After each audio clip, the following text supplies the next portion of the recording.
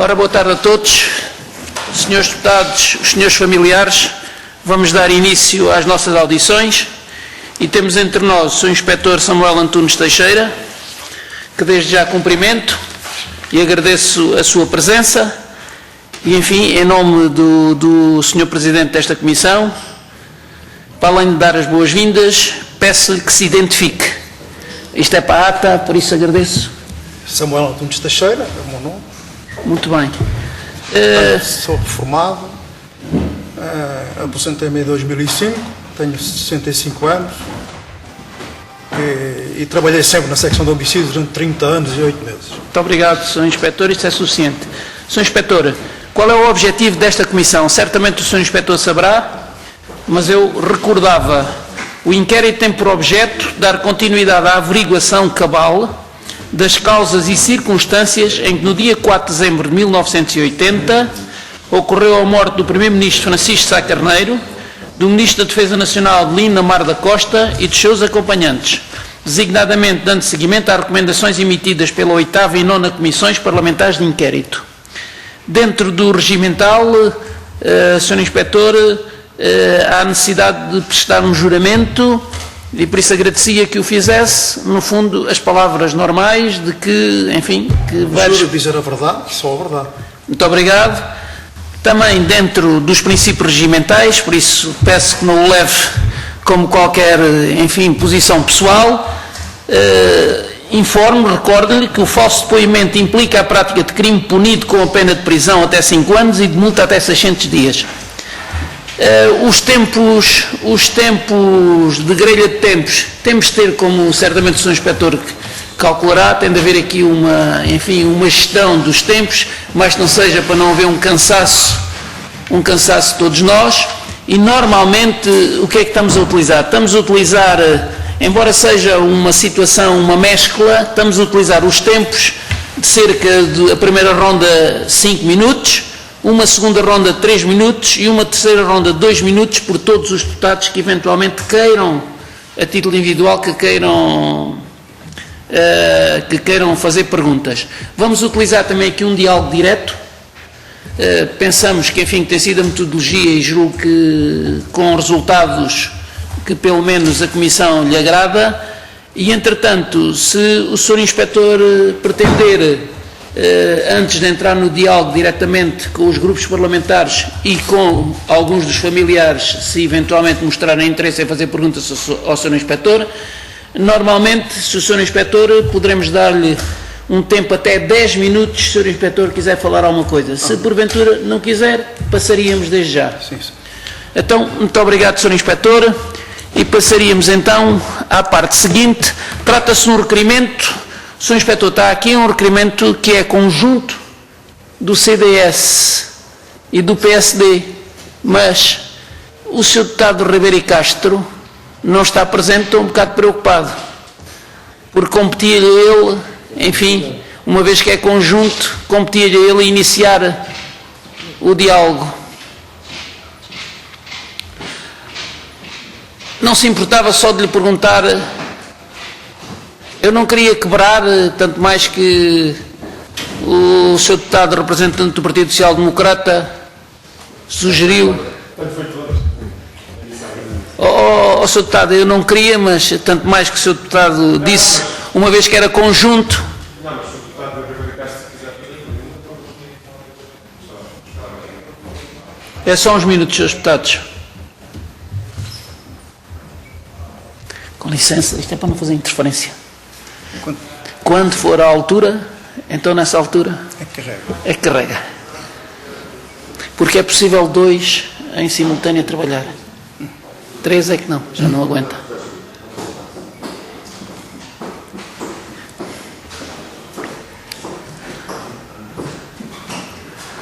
Sr. Deputado Ribeiro e Castro, não faz mal, já está esclarecido. Não sabia...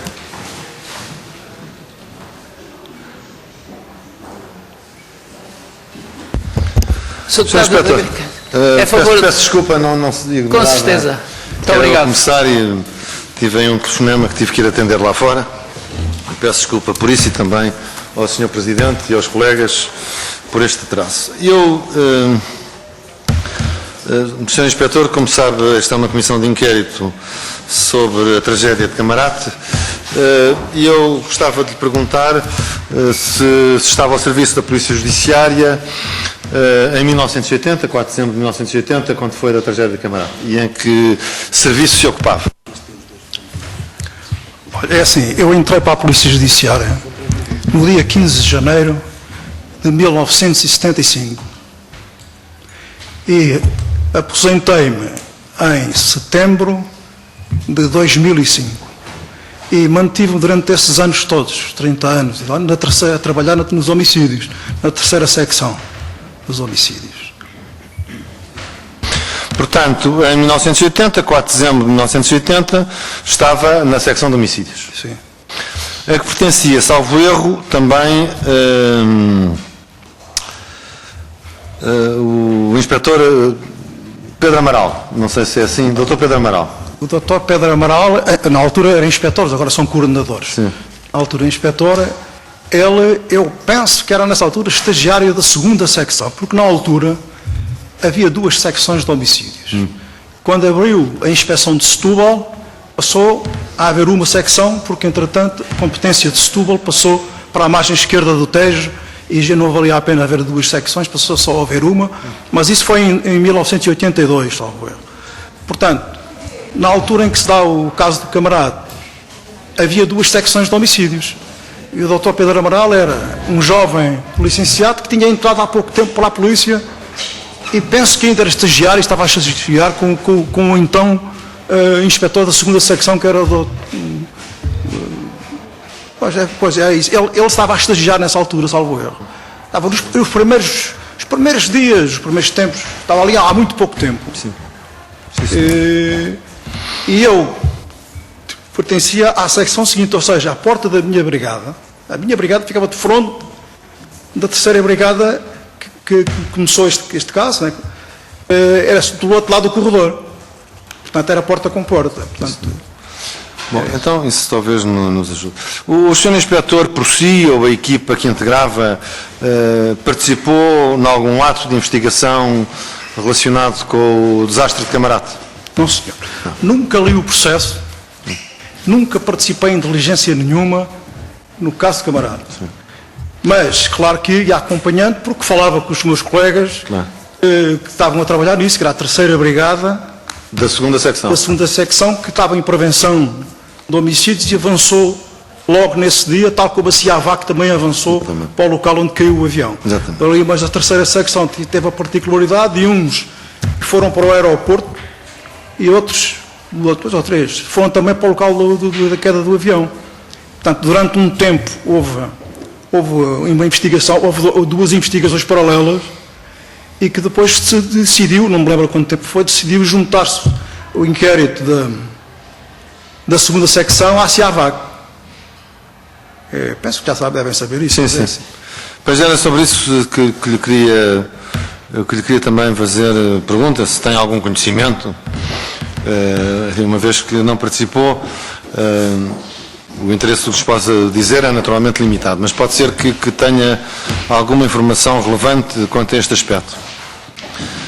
Uma coisa que de facto caracterizou este processo é que houve, como disse, 2 equipas diferentes da Polícia Judiciária que se ocuparam deste assunto, uma integrada pelo Dr. Pedro Amaral dos homicídios e outros agentes, que já foram ouvidos várias vezes em comissões, e outra da CIAVAC, portanto, salvo erro, o que deu mais tarde a DCCB, não é? Exatamente. Portanto, e que tinha vindo o Salsa-Bancos. Primeiro a Brigada de Salsa-Bancos, depois veio a CIAVAC e depois a DCCB. Exatamente.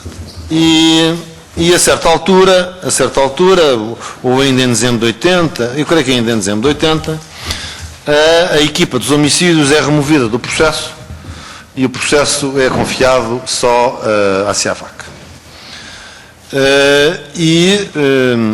Enfim, consta aliás dos autos. O Dr. Pedro Amaral, nessa circunstância, faz um auto, uma peça que consta do processo e em que relata para o processo os achados que a equipa tinha feito, como admito que seja prática normal. Aquilo que queria perguntar é se nesse trânsito administrativo do processo, chamamos assim, ou de afetação do processo, se deu conta de algum conflito interno na Polícia Judiciária, de algum desagrado, de alguma tensão, se lhe constou alguma coisa? Não. Nessa altura? Não me se constou que houvesse nenhum problema. Não. Não. Quer dizer, a secção de homicídios avançou porque estava de prevenção. Sim. Portanto, avançou por causa disso. E a CIAVAC, como se tratou de um caso importante, também avançou, foram os dois grupos de trabalho iniciais que começaram o caso logo na madrugada que aquilo aconteceu. Depois, quer dizer, aquilo foi-se desenvolvendo, a investigação foi-se desenvolvendo, eu não fiz parte, e penso que ninguém da minha brigada fez parte de nenhuma diligência nesse caso, portanto foi uma coisa da segunda secção, especialmente da terceira brigada, porque a terceira brigada também tinha à frente um subinspetor com uma grande experiência, é uma referência da Polícia Judiciária, era o Manuel de Sousa, o subinspetor Manuel de Sousa, que tinha entrado para a Polícia Judiciária muitos anos antes do 25 de Abril, era um homem que tinha uma grande experiência de investigação criminal, é um homem com uma grande credibilidade. Portanto, esse era o subinspetor da brigada que estava a prevenção e que iniciou. Portanto, para mim e para muitos da minha geração, era uma grande, e ainda hoje é, uma grande referência da Polícia Judiciária. Portanto, ele e todas as pessoas da brigada mantiveram sempre a opinião que se tratou de um acidente. Ainda hoje tem essa opinião. Mas eu não tenho pormenores porque que se baseiam, quais foram os exames que se fizeram, eu não tenho nada disso, porque eu afastei-me disso completamente, a partir de certa altura, nem por curiosidade perguntava, mas a única pessoa que tinha uma opinião diferente era o Dr. Pedro Amaral. O Dr. Pedro Amaral, mas como o Dr. Pedro Amaral era um jovem licenciado, não tinha experiência nenhuma em homicídios, em investigação criminal, a tendência que eu falo por mim, tinha muito mais credibilidade aquilo que dizia o Manuel de Sousa, o subspetor Manuel de Sousa, do que tinha o que dizia o Pedro Amaral, porque é uma questão de experiência de vida, de experiência profissional. Sim, senhor. Mas, portanto, não se deu conta de nenhum conflito quando a Brigada de Homicídios é removida do processo? Nunca se me constou isso. A certa altura decidiu-se ficar haver só um grupo a tratar das coisas. Sim. Passou para a CIAVAC. A partir daí, eu acho que nunca ouvi falar que houvesse conflito. Penso eu que fosse um processo pacífico, mas não sei, às vezes pode haver conflitos internos que uma pessoa não dá por isso, não é? Sr. Inspetor, agora mudando de tema, passados alguns anos, há 2, 3 anos, há um caso em Carnaxide envolvendo uma pessoa que dá por nome de José Moreira e uma senhora Elizabeth, que são encontrados mortos em Carnaxide, numa morte que é atribuída oficialmente a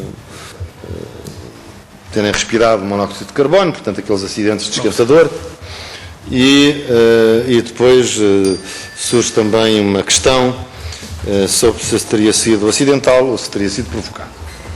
E há elementos contraditórios, e eu queria lhe perguntar se a secção de que faz parte, se de alguma forma se ocupou deste caso, se tem alguma memória disso, e o Sr. Inspetor em concreto, se ocupou deste caso. Bem, é assim.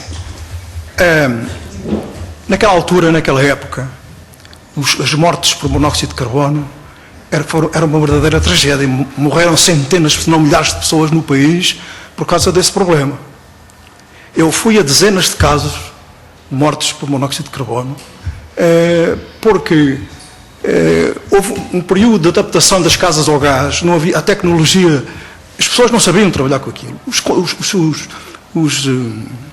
cantadores não tinham que aquilo não tinha, e depois era o escoamento do gás, sei lá, havia uma série de problemas que proporcionavam essa questão. Principalmente as pessoas morriam porque não cheiravam a nada, porque não davam por nada, porque o monóxido de carbono não tem cheiro.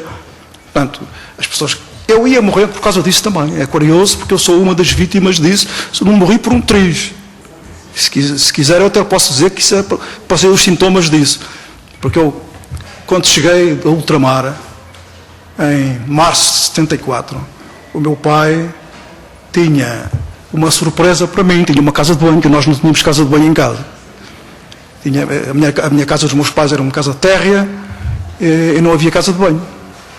O meu pai tinha feito uma casa de banho de surpresa para quando ele chegasse ficar contente. Tínhamos um chaguão e ele aproveitou o chaguão para fazer uma casa de banho. Mas como não sabia, tal como toda a gente não sabia, montou um esquentador na casa de banho. E eu fui tomar banho e então foi por pouco que não fiquei, porque não sabia também nada disso, que era uma coisa nova, não é? Portanto, as pessoas iam colocando esquentadores em casas de banho, na altura não havia. A certa altura comecei a ficar tonto e tive ainda forças para atravessar a casa, porque o problema com o monóxido de carbono é que a pessoa fica sem forças, começa a perder as forças, não sabe porquê, eu não me apercebi porquê, mas comecei a perder as forças, tive ainda o discernimento de sair da casa de banho, que há pessoas que nem saem da casa de banho, saí da casa de banho e fui a bater nas paredes e nas portas, porque aquilo tinha que passar por 3 divisões, a minha casa era pequena, mas tinha 3 divisões pequenas, não é? E até chegar à sala que dá diretamente para a rua, para a porta da rua. Andei aos trambolhões, eu batendo de um lado, batia no outro, e isso, nem sei como é que não caí, e quando cheguei à sala, caí no sofá, porque não tivesse ali o sofá, eu desmaiava no chão, caía para o chão. E mal assentei no sofá, tenho bem noção disso, desmaiei imediatamente, perdi os sentidos. Quando acordei, estavam os meus vizinhos todos a bater-me na cara, e a dar-me água, e a bater-me na cara para eu acordar. Quando acordei, assim, meia coisa, e salvei-me, porque, mas está a ver, o monóxido de carbono era muito perigoso, porque as pessoas, quando davam por isso, já não iam a tempo, perdiam as forças, está a ver? E esse era um problema, morreram centenas de pessoas, largas centenas de pessoas, não tenho visto, não. Em todo o país. Mas as pessoas, por causa do gás, não morriam só por monóxido de carbono, havia outras maneiras. A maior parte eram acidentes, mas também houve suicídios, agora homicídios nunca houve nenhum, que eu me lembro, que eu me lembro sequer de ouvir falar. Normalmente eram acidentes, mas também houve casos de suicídios, com gás, não é? O gás butano, porque havia o monóxido de carbono, era por causa da transformação química que havia, quando o pipo, do esquentador estava sujo, estava... mas uma coisa curiosa aqui, é assim, o esquentador da minha casa, da casa dos meus pais, quando aconteceu este caso, houve alguém que disse, pá, isto deve ser do esquentador, alguém. Depois o meu pai foi à casa de banho e verificou que realmente a chama estava amarela. Estava amarela, não é? Portanto, isso queria dizer que o gás não era totalmente queimado. E era aí que era o perigo, que havia uma transformação química e passava de dióxido de carbono para monóxido de carbono, que era tóxico. Mas ele bastou soprou, nem tirou o pipo, soprou, tinha uma capinha à volta, voltou, estava queimada por cima, voltou ao contrário, mexeu naquilo, deu umas assopradelas, depois com o dedo ali à volta, e quando se ligou o gás já vinha azul. Quer dizer, muitas vezes não era necessário uma degradação total do pipo, bastava uma sujidade, uma coisa que impedisse totalmente a saída do gás, e dava origem a isso. Não era, muitas vezes nem sequer era preciso substituir o pipo, bastava soprar ou dar ali umas voltas e aquilo voltava outra vez a dar azul. Foi o que aconteceu na minha casa. Mas eu verifiquei ao longo de pelo menos 10 anos, quer dizer, aquela segunda metade dos anos 70 e os anos 80, em que as pessoas... Mas eu também verifiquei isso em casas novas, em andares a estrear. Mas isso tinha mais a ver com falhas na montagem das tubagens.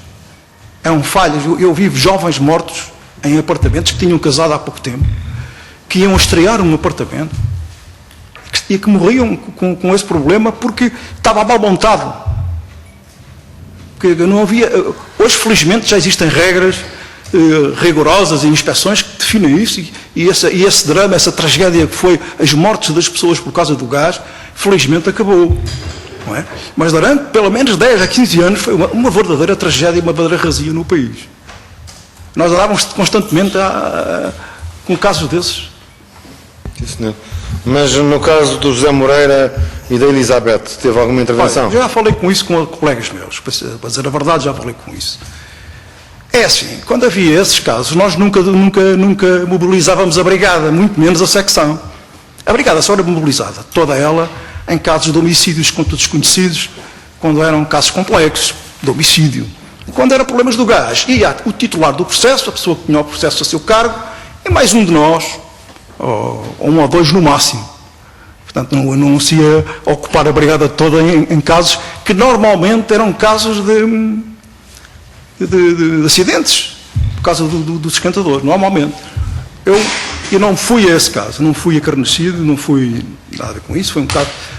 Lembro-me de se falar nisso, foi um caso atípico até, parece-me que foi um caso atípico, mas eu sinceramente não fui lá, porque eu pertencia a outra parte, ou seja, naquela altura não havia bem grupos, cada brigada tinha 6 agentes e um subinspetor. 3 agentes de um lado, 3 agentes do outro. Mais tarde, esses 3 agentes de um lado e 3 do outro constituíram grupos.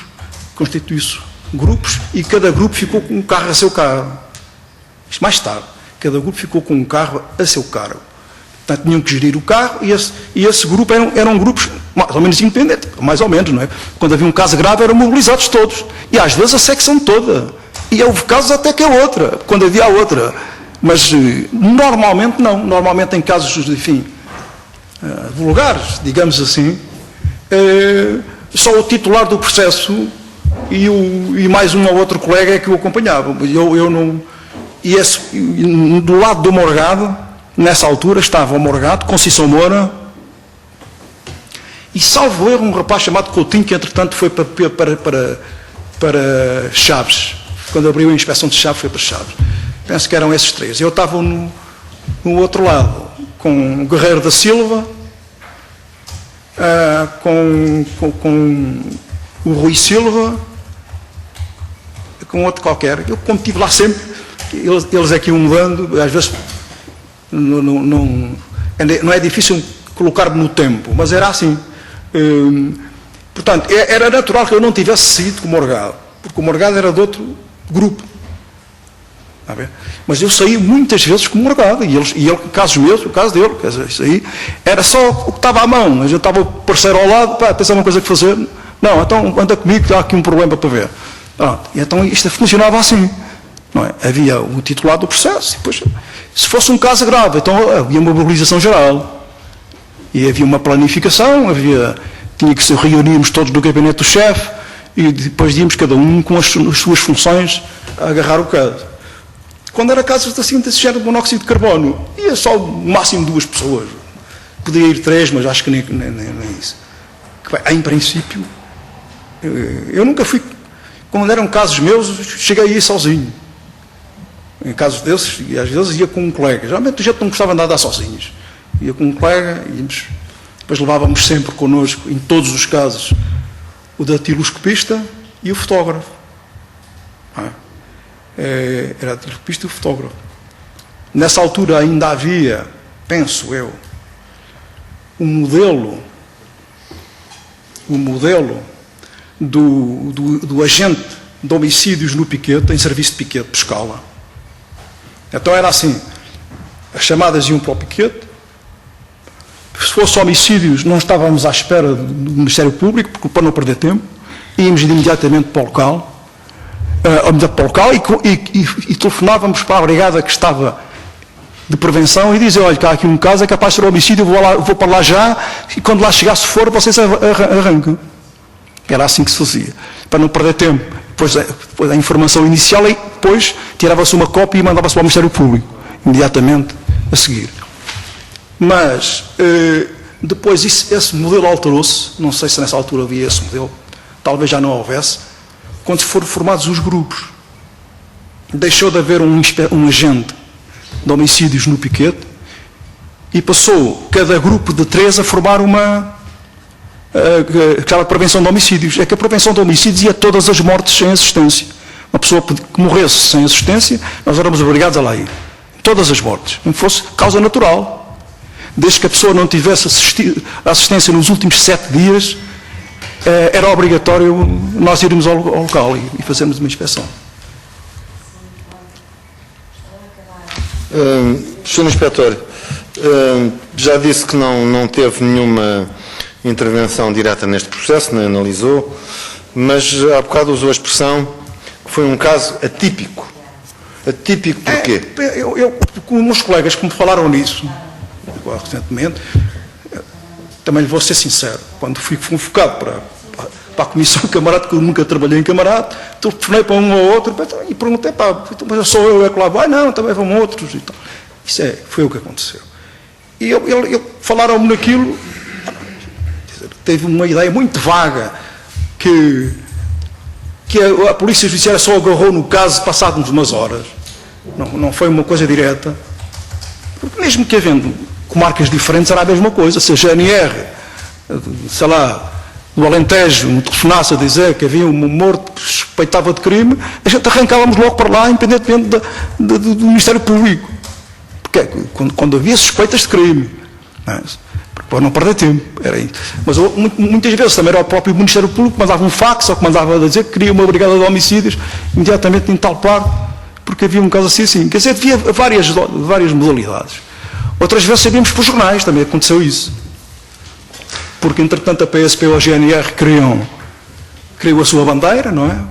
Porque pensavam que era fácil e queriam ser eles a resolver o assunto. Depois aquilo dava para o torto, baralhavam aquilo tudo e quando aquilo não tinha ponto a ponto se pegasse, mandavam para nós. Também aconteceram casos desses. Portanto, tipo nesse... E já agora recorda-se se a equipa da Judiciária que tratou deste caso eram as duas pessoas que era costume, ou se foi mais gente? Eu penso que este caso que está a falar de Carnaxide foi um caso, a princípio, como tantos outros, sobre um monóxido de carbono, e era um caso que era o Morgado que tinha esse caso. O Morgado, já não vejo o Morgado há muitos anos, não sei o que é feito dele, mas era o Morgado que era o titular do processo. Era o Morgado, que estava na outra. Ele poderá ter ido, ele podia ter ido com qualquer um de nós, mas o que estava mais próximo dele, nessa altura, era a Conceição Moura. Não sei se Conceição Moura foi, mas eu que estava mais próximo dele.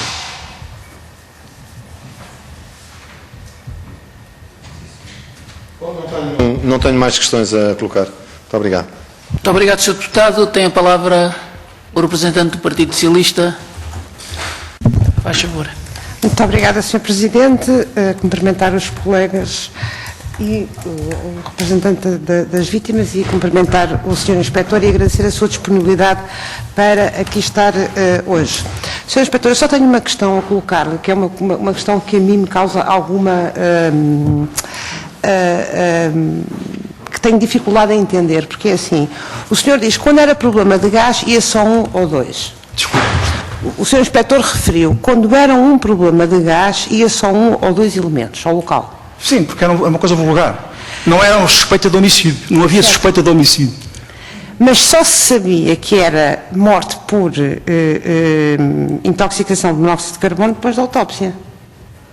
Quando? Depois da autópsia. Não, mas iam sempre à autópsia. Não é? Quer dizer, todos os casos de morte sem assistência, seja ela morte natural, seja ela morte suspeita, eram todos autopsiados. Só nós é que pedimos... Sr. Inspetor, peço desculpa, eu vou reformular a pergunta porque creio que não me fiz explicar. Eu tenho dificuldades auditivas. Eu também, se calhar, porque eu na tropa era especialista em bombas e arrebentei com os tímpanos. Sr. Inspetor, é assim, aparece um corpo caído no chão, numa esquina, num sítio qualquer. Não há sinais de violência, mas ninguém sabe qual é a causa da morte. Ora, não havendo aparente, por sinais exteriores, não havendo sinais de violência, mas também não sabendo qual é a causa da morte, qual é o procedimento normal da Polícia Judiciária nestes casos? Uma pessoa que apareceu... Primeiro, tem a ver com o local do crime. Fazer uma análise ao local do crime. Se há coisas derrubadas, se há vestígios de violência extracorpo, não é? O que é que se passa, está tudo no seu lugar, se não está, o que há ali de anormal, se não há nada, quer fazer depois fazer uma análise ao corpo, se não houver vestígios externos, Tem que se aguardar pelo resultado da autópsia. Tem que se aguardar que a autópsia nos diga, então morreu de quê? Muitas vezes a autópsia era inconclusiva. Havia autópsias inconclusivas. Mas também, por exemplo, os casos de envenenamento, que é um caso típico feminino.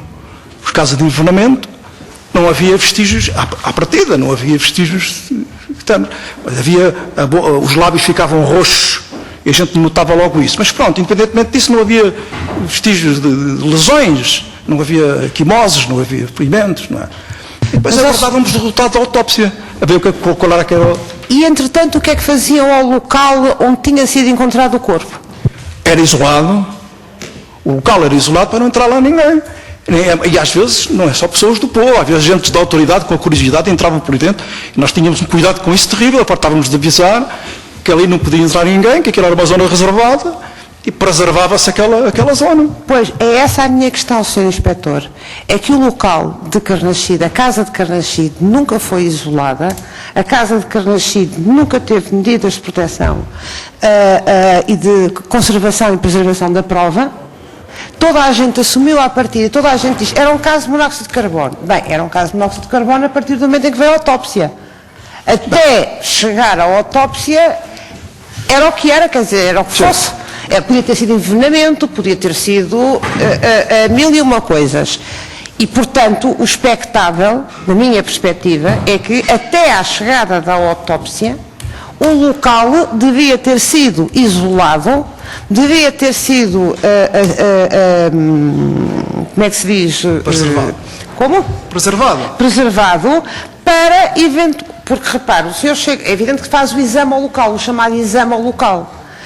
Mas um criminoso mais cuidadoso também é capaz de pôr as coisas no sítio antes de sair, não é? Quer dizer, não tem de... Quem mata alguém não fica com esse discernimento. Isso é nos filmes. Depende na realidade, quando uma pessoa mata alguém, fica de tal maneira transtornado, não se lembra de mais nada. Depende. Isso é a minha experiência que eu digo, sabe? Sim, acredito que sim. Isso está a dizer também não é bem verdade. Sabe porquê? Eu vou-lhe explicar porquê. Porque o local é preservado além do dia, ou 2 dias, ou 3 dias após o crime. Os 3 dias são quase sagrados. 3 dias. Quando não há suspeita de crime.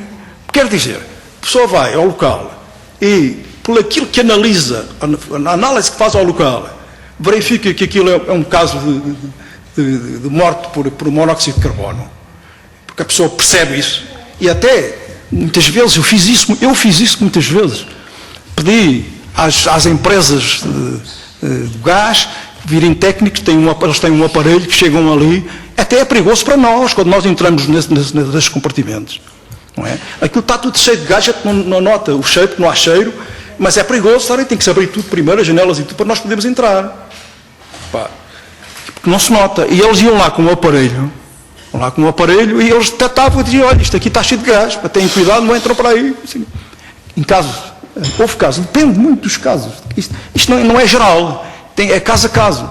Os meus colegas que lá foram, não tenho dúvidas nenhumas, que perceberam pela análise do local do crime, não é só pelo cadáver, pelo local do crime, e pronto, que se tratava de um caso de monóxido de carbono típico. E por isso não houve a preocupação de preservar a casa durante muito tempo. Mas eles, os primeiros 3 dias, pelo menos mandaram preservar. Geralmente a gente aí, os primeiros tempos, mandava preservar. Sr. Inspetor, mas devo dizer que o seu colega que aqui esteve e que esteve no local, disse aqui perante esta comissão que não preservou o local, que não selou o local e que quem tinha as chaves do apartamento era a porteira, que continuou lá a ir com os familiares. É por aí. Sr. Inspetor, peço desculpa, e o senhor acabou de dizer que isto era um caso típico e há bocado disse que era um caso atípico.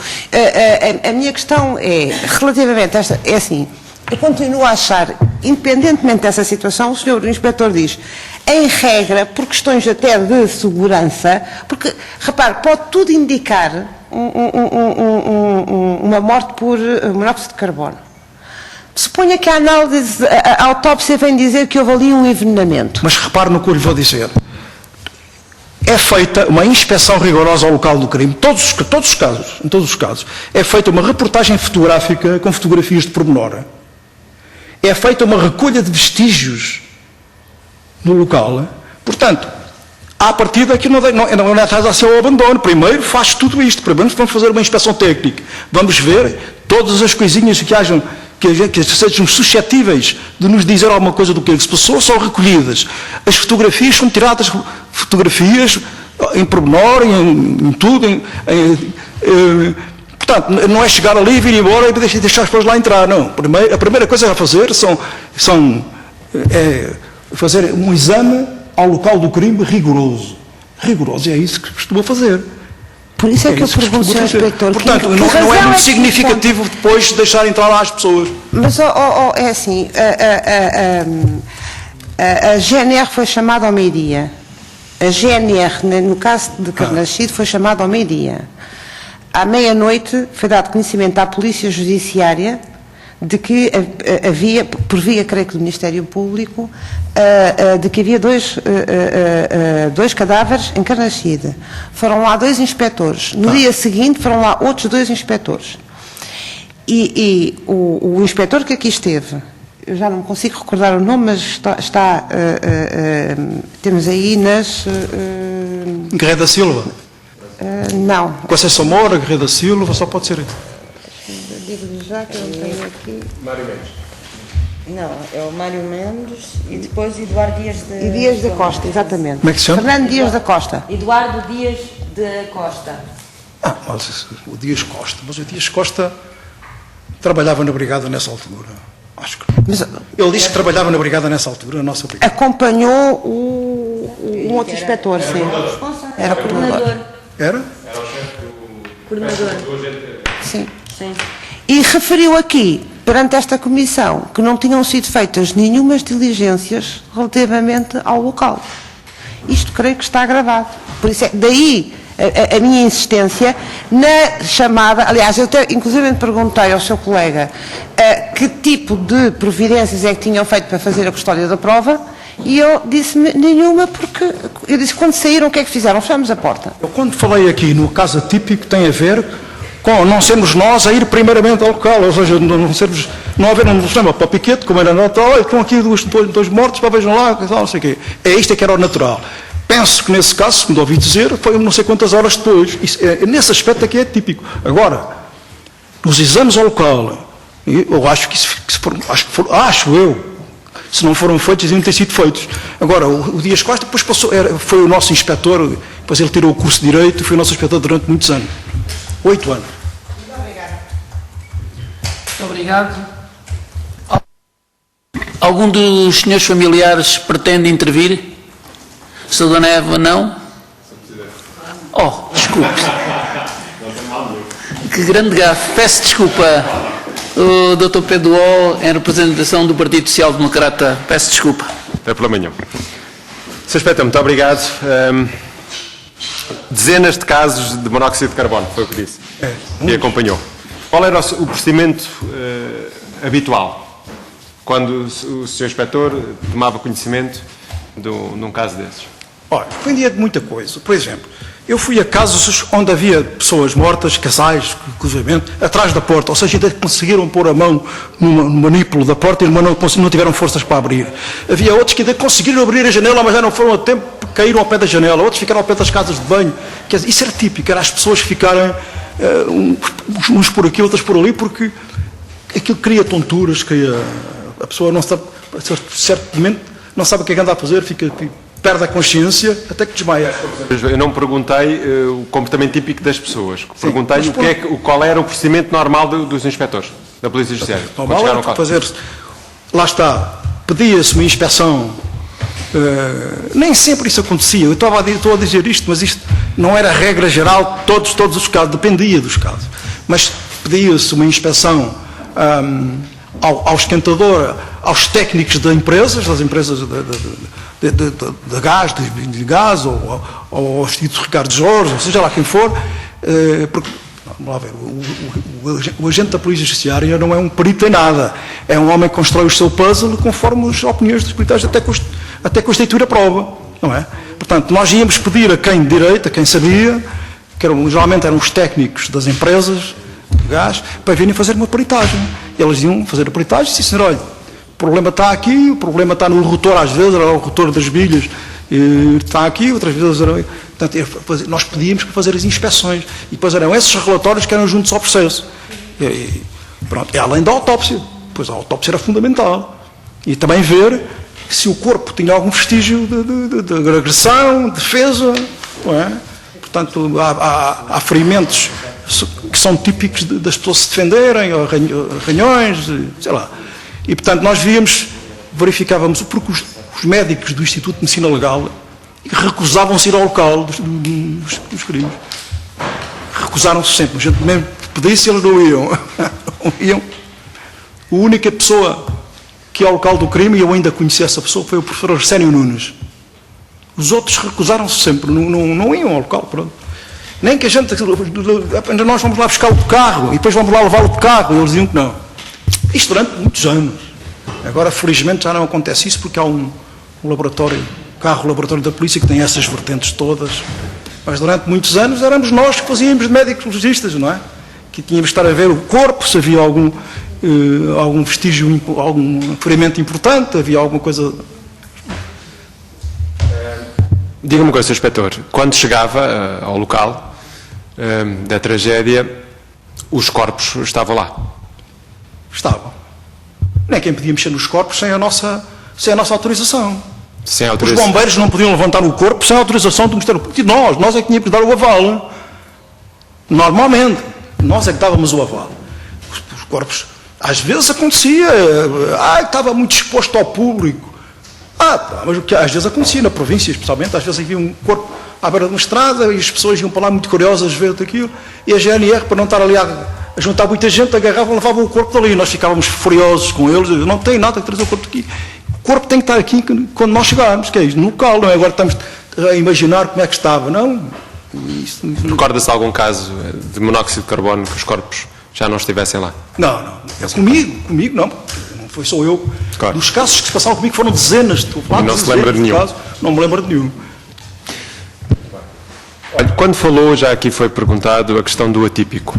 Terá sido pela conexão que foi feita com o caso Camarate, que o senhor se recorda que foi um caso atípico? Eu naquela altura, quer dizer, mais tarde, muito mais tarde é que me disseram isso, porque naquela altura eu penso que não houve uma relação direta com o caso Camarate, que eu me lembre, está a ver? Porque isso é uma coisa que a pessoa fixa, não é? Quer dizer, este tipo, segundo disseram, estava para ser ouvido, não é? O caso Camarate, e entretanto morreu. Que eu sinceramente não me lembro nada disso. É? Vou-lhe dar um dado que pode ser importante para reavivar. A Polícia Judiciária soube, através do piquete, à meia-noite. Isto aconteceu no dia 5, foi dado o alerta ao meio-dia, e à meia-noite vai lá um comandante da GNR, de Linda Velha, e à meia-noite o piquete dá esse sinal. 12 horas depois, é? No dia seguinte, no dia 6, já depois de decorrida a noite, o doutor Paulo Bernardino, conhece bem, certamente, inspetor da DCCB, tendo em conta as conexões que estavam a ser feitas relativamente ao caso Camarate pela comunicação social, no dia seguinte, manda lá 2 agentes da DCCB. Um deles, Mário Mendes. Da DCCB? Da DCCB. E Paulo Franco. Portanto, foi logo feita a conexão. Pois, por isso é que eu não sei, que a DCCB era outra coisa, então não estava ali. Portanto, a DCCB era outra coisa, era um setor diferente, nem sequer estava no mesmo edifício. O que queres dizer é que a conexão não foi feita muito tempo depois, foi feita na mesma noite, nessa noite. Eu, para explicar isso, só posso dizer uma coisa. Tenho que dizer coisas passadas comigo. Eu, muitas vezes, chegava ao local, recebia ao local do crime. Eu vou-lhe dar um caso exemplar. O doutor Castelo Branco, quando foi assassinado pelas FPs, salvo erro, é na Lapa. Foi morto no meio da rua. Estava lá o corpo. Nós estávamos de prevenção, e fui ao local. Estávamos nós a trabalhar, portanto, no caso, a fazer as respectivas recolha de vestígios e fotografias. Apareceram o pessoal da DCP. Isso é com a gente. Isso não é com vocês, é com a gente. E a gente recolhia, vinhamos embora e eles ficavam. Isso aconteceu várias vezes. Quer dizer, os homicídios avançavam, mas depois havia uma outra ordem, porque entretanto depois eu sabia que aquilo estava ligado a questões, sei lá, de personalidades políticas, que não era com a gente, era com a DCCB, e isso aconteceu várias vezes. Quer dizer, nós iniciámos a investigação, mas depois tínhamos que ir embora porque quem competia à investigação era a DCCP. Mas mandava-nos almoçar, não se sabia o que era, mas depois, entretanto, chegava-se a informação que se tratava de um caso do âmbito da DCCP e nós íamos embora. Isso aconteceu várias vezes. Então Se calhar, esse também foi um caso desses, quando se soube que isso era um piloto nessas circunstâncias, passou dos homicídios para a DCCP. Disse há pouco que se fazia sempre acompanhar, quando ia, por um perito que analisava e tirava as impressões digitais. Não, então vamos lá ver, deixa-me lá ser mais preciso. Obrigatoriamente era o fotógrafo. Depois, conforme o caso, a gente, portanto, a GNR ou a PSP, dizia-nos o que é que se tinha passado e nós, bem, isto é preciso uma das impressões digitais, porque também havia técnicos de impressões digitais em serviço de piquete. Porque as prevenções eram de segunda a segunda. Começavam às 8h30 da manhã de segunda-feira, terminavam às 8h30 da manhã da outra segunda-feira. Eram à semana. Portanto, nós quando avançávamos em serviço de piquete, ou em casos assim normais, que a gente, uma morte natural, uma pessoa já velhinha, que estava na cama, acamada, com medicamentos e que não sei o quê, que a família dizia que portanto, morreu, coitadinho, não sei o quê, nós íamos só com o fotógrafo, não precisávamos de impressões digitais. Se chegássemos lá e notássemos qualquer coisa de estranho, a nossa verificação, a nossa intuição, portanto, a verificação do local, então sim, chamávamos o homem das impressões digitais. Não é? Portanto, se a gente visse 2 copos, a corrente teve lá também a acompanhar a pessoa, com uma garrafa, não sei o quê, pronto, aí já vinham as impressões digitais. Portanto, havia casos em que iam logo o técnico de impressões digitais e outros em que não iam, por isso simplesmente, ou então iam quando nós chegávamos ao local e achávamos que era necessário. Mas normalmente iam mais tarde. Nesses casos iam mais tarde. Mais tarde. Mas a gente não saía de lá enquanto eles não chegassem. Mas iam. Não saíamos lá e até, porque éramos nós, que dávamos indicações onde é que queríamos que eles vissem também, quer dizer, nós dirigíamos a investigação, não é? No local. Um técnico não chegava ali e fazia o que queria. Portanto, fazia a parte técnica, mas nós é que indicávamos, vê lá isso aí, vê lá esta parte aqui, vê lá a janela, vê lá a porta, vê lá, não é? Quer dizer, portanto, era o agente que tinha titulado, que tinha o processo a seu cargo, assim é que dirigia a investigação. Portanto, só chamava os técnicos quando era necessário chamar os técnicos, em caso de necessidade. E havendo lesões nos corpos? Traumáticas? Dependia do tipo de lesões. Dependia, porque se fossem lesões de agressão, portanto, de quimose, a quimose pode ser uma queda, não é? Mas lesões típicas de facadas, murros, não sei o quê. Eu posso precisar, se tiver uma marca no joelho igual à que tem no ombro e se tiver o nariz afundado e com uma hemorragia nasal. Isso pode ter uma queda. Pode ser uma queda ou pode ser... Mas ainda assim, sim, com certeza, pode ser várias coisas certamente, mas ainda assim não considera relevante levar lá o perito? Não, consideramos relevante porque isso não são sítios, não são locais, se fosse uma ferida na zona do coração, vitais, na cabeça, locais vitais, que a pessoa, uma ferida grave. Agora, uma ferida simples no joelho, ali, que não são as zonas vitais do corpo, está a perceber? Não são importantes. A autópsia logo dirá. E se lhe disser que o corpo, um deles está em cima do outro? Isso é natural. Nos casos, isso. A questão do afundamento do nariz. Nos da casos de monóxido de carbono, eu vi pessoas mortas, casais mortos, a terem relações sexuais. E ficaram assim. Quando chegava, morreram a ter relações sexuais. Isso acontecia. Com o nariz afundado? Não, isso aí então caíam. Eu estou a dizer que houve casos desses, mas também houve casos que as pessoas, ao levantarem-se, não tinham forças das pernas e caíam no chão, batiam com a cara no chão, batiam. Eu próprio me aconteceu isso, como lhe digo, fui aos tombos na minha casa dos meus pais e fui batendo uma parede e noite e só não caí por acaso e caí na altura em que desmaiei. A pergunta é: se ainda assim o normal seria retirar impressões digitais? Quer dizer, não penso.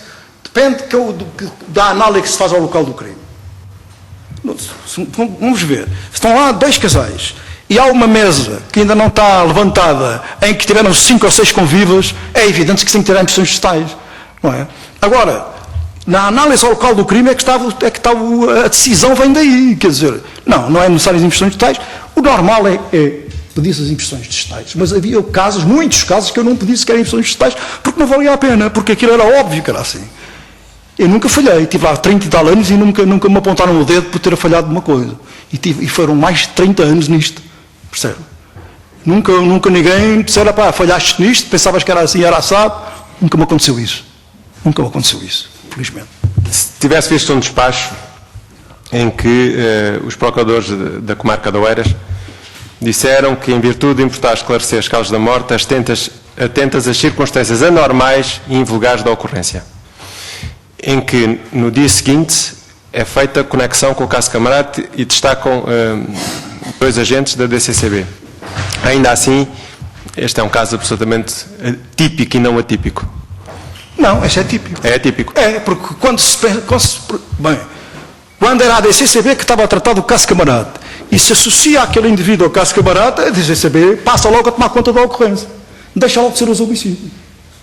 Isso aconteceu várias vezes comigo. Quer dizer, uma pessoa vai, mas depois, de repente, chega-se ao local e verifica-se que aquilo tem está ligado, um caso que tem que ser investigado pela DCCB, ou seja lá por outra coisa for, passa para eles logo. Por exemplo, muitas vezes havia uma grande polémica, aí sim. Quem é que avançava quando havia assaltos a orizarias e matavam o ourives? Era o furto de assaltos à mão armada que tratavam dos casos de assaltos a orizarias onde não havia mortes, ou eram os homicídios porque havia morte? Isso era uma polémica. Nem sempre havia concordância com isso. Porque eles diziam, não, nós é que vamos ficar com isto porque nós é que estamos a tratar dos assaltos a orizarias. E nós dizemos, não, nós é que vamos ficar com isto porque é um homicídio. Está a ver? Às vezes havia conflitualidade neste tipo de coisas, está a ver? Mas, de resto, isso que me está a dizer não é típico, é típico. Quer dizer, quando se soube que era um piloto, não sei o que, passou imediatamente para... Não era um piloto, e depois voltou à secção de homicídios. O caso foi acompanhado. Foi o seu colega, agente Herculano, o titular do processo até ao fim. O senhor inspetor, quando acompanhava estes casos, quando era um inspetor do titular do processo, acompanhava também a questão das autópsias e o relatório da autópsia. Quer dizer, nós dávamos-nos bem com os médicos legistas, Dr. Sombrereiro, Dr. Francisco, e antes de termos de consultar as autópsias, muitas vezes ou íamos lá, ou eu ia lá, ou telefonava para ele, doutor, diga-me lá alguma coisa nisso, ou... Não, isto é isto assim, está tipificado, não há problema nenhum, não sei o quê. Outras vezes aquilo era complicado, quando era balas, ou tiro, eu ia assistir às próprias autópsias. Portanto, porque vamos ver, estava interessado em saber tudo o que estava. Eu assistia às autópsias.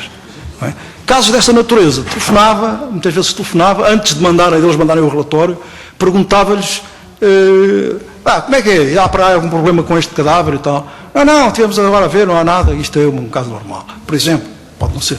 Mas era assim que funcionávamos, havia uma colaboração grande entre nós e os médicos legistas. E os outros exames que eram feitos muitas vezes a posteriori, para análise de sítios? Isso demorava mais tempo. Isso era os exames toxicológicos. Isso demorava mais tempo. Mas depois acompanhava também os resultados, via os resultados? Sim, claro. O processo nunca só saía nas nossas mãos, no fim, nós é que fazíamos o relatório. Depois de analisar todos os resultados? Nós é que fazíamos os relatórios, era obrigatório o agente que tinha o processo fazer o relatório. Eram todos feitos por nós. E a acusação do Ministério Público era com base no nosso relatório. E os senhores só fariam um relatório com todos os elementos, e analisados todos os elementos, nomeadamente os exames toxicológicos. Nós fazíamos sempre o relatório, mesmo que chegássemos à conclusão que se tratava de um suicídio, de um homicídio, de um acidente, fazíamos sempre relatórios. E tínhamos que depois, no relatório, especificar porquê. Que conclusões é que chegámos. Não é? Mas isso era sempre. Quer dizer, todos os processos eram obrigatórios ter um relatório. Sim, eu não tenho dúvidas, mas para a elaboração desse relatório os senhores tinham em conta todos os relatórios médicos que eram produzidos, quer a autópsia, quer os resultados dos exames não saía complementares. das nossas mãos enquanto esses relatórios não chegassem. Exatamente. Não saía das nossas mãos. Exatamente. Não tenho mais nada, muito obrigado. Muito obrigado. Muito obrigado. Algum dos familiares pretende intervir? Faz favor. Sr. Augusto Silta.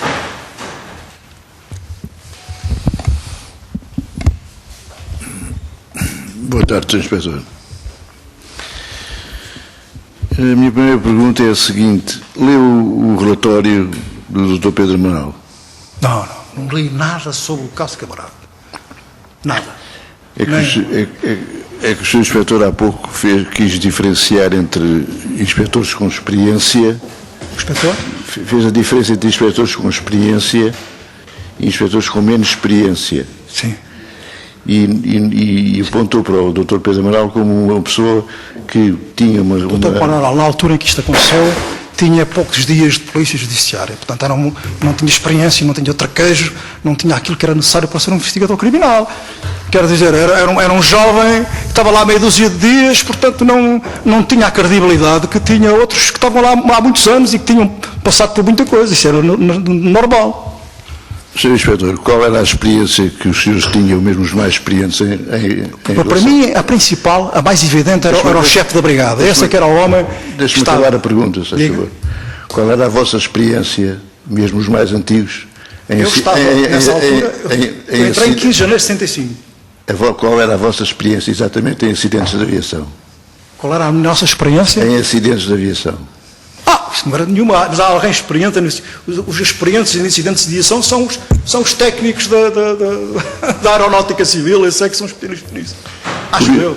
Por isso é que o juízo que estava a fazer do Inspetor Pedro Amaral me pareceu injusto, por ele ter dito ou veiculado que tinha uma ideia diferente da vossa. Se tivesse lido o relatório dele, tinha percebido que essa ideia diferente da sua, por exemplo, provinha da informação da Aeronáutica Civil. Não provinha dele. Falar isto porque são os técnicos dos aviões, eles é que sabem... Não provinha dele.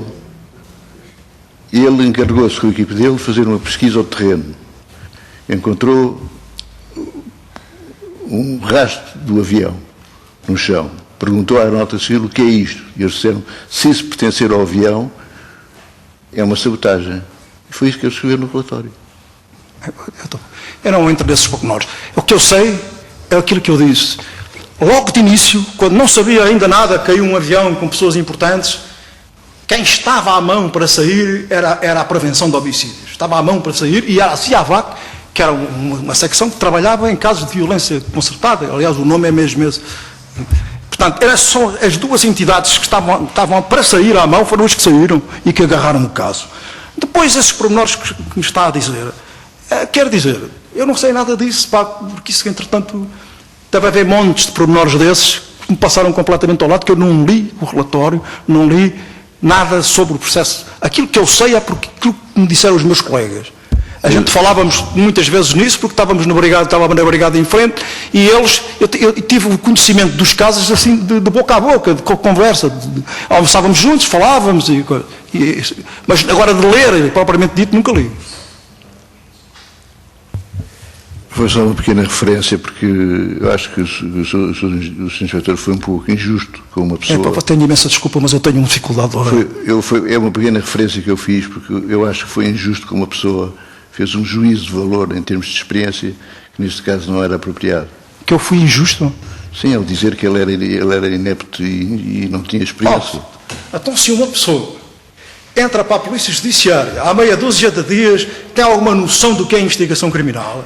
Não tem. Eu quando entrei para a Polícia Judiciária, para eu ser eu penso que fui um bom profissional da Polícia Judiciária, não foi ao longo dos anos, com experiência, com muitos casos a passar por mim, com muitos avanços e recuos, com muitos erros, não é? E se eu fui alguma vez um bom profissional, e penso que fui, não sou só eu que penso que fui, não foi nos primeiros dias, nem nos primeiros meses, talvez nem nos primeiros anos. O Dr. Pedro Amaral não era um super-homem, era uma pessoa como as outras. E estava a aprender, estava ali há meia dúzia de dias, não tinha nenhuma experiência de investigação criminal.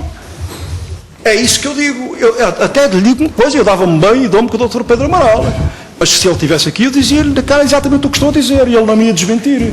Então como é que ia desmentir se ele estava ali há meia dúzia de dias? Não tinha experiência de investigação criminal. Sr. Inspetor, a conclusão que eu tiro é muito fácil, é esta. Ninguém na Polícia Judiciária tinha experiência de investigação de acidentes da Não se trata disso. Trata-se de acordo... Eu também não tenho experiência nenhuma de armas, Eu não sou caçador e, no entanto, tratei de homicídios, de crimes com tiros e com armas montes de vezes. O agente da Polícia Judiciária, o investigador da Polícia, não é especialista em coisa nenhuma. Ele é um construtor de um puzzle que depois de construído está feito à prova. Não há ali nenhum especialista de nada. A nossa especialidade é a percepção das coisas, é a capacidade de compreender as coisas e depois de fazer a conjugação entre elas de modo a descobrir a verdade. Portanto, não há ali especialistas. Gente, quando queríamos especialistas, a gente encomendávamos. Eu cheguei a ir ao Instituto, ao Laboratório de Engenharia Civil, pedir a opinião e fazer exames de extração e de outras coisas. Eu cheguei a ir pedir especialistas de tiro e de balística e não sei o quê. Quer dizer, nós íamos procurar onde havia especialistas das diversas áreas para elucidar e responder aos nossos quesitos. Nós fazíamos um ofício com os quesitos e depois eles respondiam aos nossos quesitos. Nós não somos especialistas de nada. O investigador criminal não é especialista de coisa nenhuma, é especialista da vida, do traquejo da vida e da experiência de vida e da capacidade que tem de perceber as pessoas. Eu dei 30 anos a perceber o que é que as pessoas pensavam. Percebeu? A nossa capacidade está aí, nós não temos que ser especialistas de coisa nenhuma. Está a perceber? Mas acabamos, no fim, por especializarmos, seremos os autodidatas em várias áreas. Psicologia, anatomia forense, sociologia, mas isso é pela experiência de vida que temos, da nossa participação na descoberta dos crimes. Não quer mais nada, Sr. Presidente. Obrigado.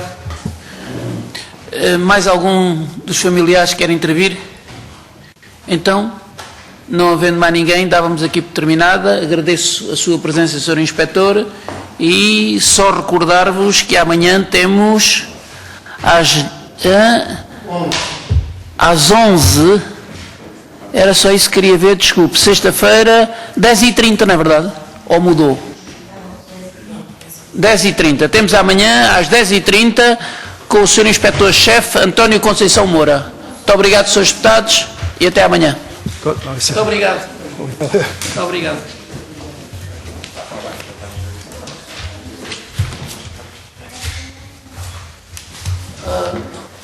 Já alguém